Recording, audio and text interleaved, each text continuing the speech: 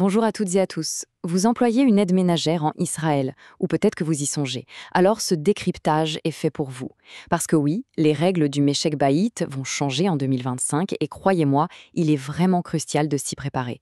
On va décortiquer ensemble, pas à pas, ce que ça implique concrètement, que ce soit pour le portefeuille ou pour les obligations légales. C'est vrai que faire appel à une aide à domicile, ça peut changer la vie au quotidien.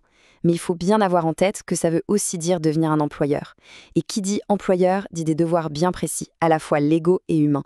C'est un engagement qu'on ne peut vraiment pas prendre à la légère. Et attention, parce que dès 2025, les règles du jeu changent. On parle de nouvelles lois, de nouveaux coûts, de nouvelles obligations. Bref, mieux vaut être au courant dès maintenant pour ne pas se retrouver pris de court. Allez, voici notre feuille de route pour y voir plus clair. On va commencer par décrypter les fameux changements de 2025. Ensuite, on va sortir la calculatrice pour estimer le coût réel, au-delà du salaire. Puis, on passera en revue les obligations et les démarches administratives. Et on finira avec les cas un peu particuliers et quelques astuces. C'est parti. Bon, alors, entrons dans le vif du sujet. Qu'est-ce qui change concrètement en 2025 ? Le point crucial, vraiment le nerf de la guerre, ce sont les charges sociales, et plus particulièrement les cotisations au Bitoire Leumi, qui est l'équivalent de la sécurité sociale ici en Israël. Regardez bien ce graphique, c'est là que tout se joue. Le changement majeur, c'est la part de l'employeur au Bitoire Leumi qui grimpe, et qui va atteindre 6,05%. La part du salarié, elle, est ajustée à 1,8%, et l'assurance santé, elle, ne bouge pas. C'est vraiment cette augmentation pour l'employeur qui va avoir le plus gros impact sur le coût total. Maintenant, parlons argent. Parce que, évidemment, la question qu'on se pose tous, c'est combien ça coûte réellement. Il faut savoir que le coût d'une aide ménagère, ce n'est pas juste son salaire horaire. Non, il y a tout un tas de frais annexes à ajouter pour avoir une vision juste et éviter les surprises. Alors, tout part d'un chiffre clé. Le salaire minimum légal pour 2025, il est fixé à 32,30 shekels de l'heure. C'est la base de tous les calculs et il est bien sûr impossible de payer en dessous. Il y a un concept qu'il faut absolument maîtriser, le salaire brut mensuel. C'est tout simplement le montant total versé avant la moindre déduction.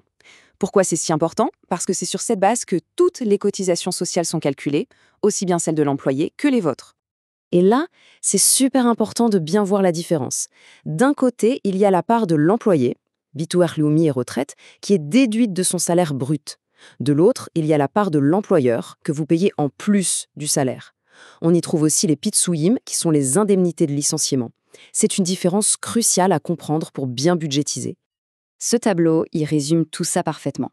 On y retrouve bien le Bitoire Leumi, la retraite et ces fameux pitsouïm. Et notez bien ce détail. Les pitsouïm, ces indemnités, sont uniquement à la charge de l'employeur. C'est une provision à faire chaque mois. Ah, et un petit détail à ne surtout pas oublier. L'indemnité de transport obligatoire. C'est un forfait de 236 shekels par mois qui s'ajoute en plus de tout le reste.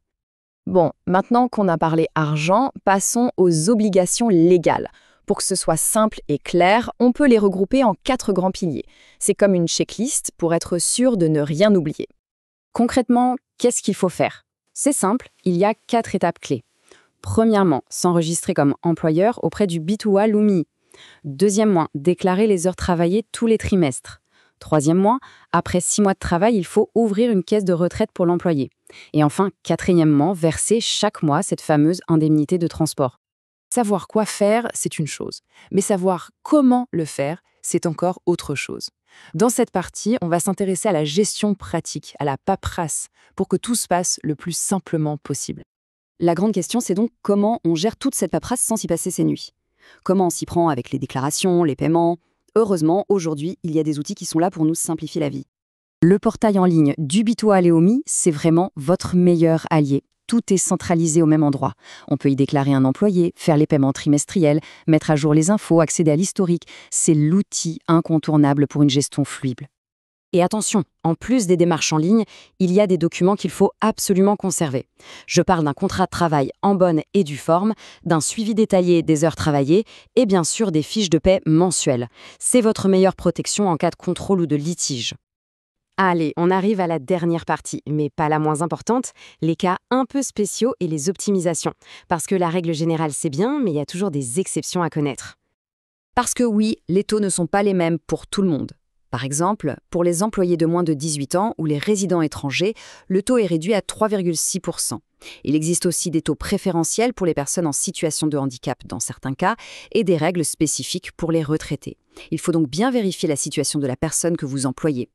Et d'ailleurs, une info qui peut faire une grande différence, sachez qu'il existe potentiellement des déductions fiscales et d'autres moyens d'optimiser les coûts. Ça peut valoir le coup de se renseigner auprès d'un expert pour explorer toutes les pistes possibles. Finalement, si on devait résumer tout ça en une seule idée, ce serait celle-ci. Une bonne planification, c'est la clé d'une relation de travail saine et sereine.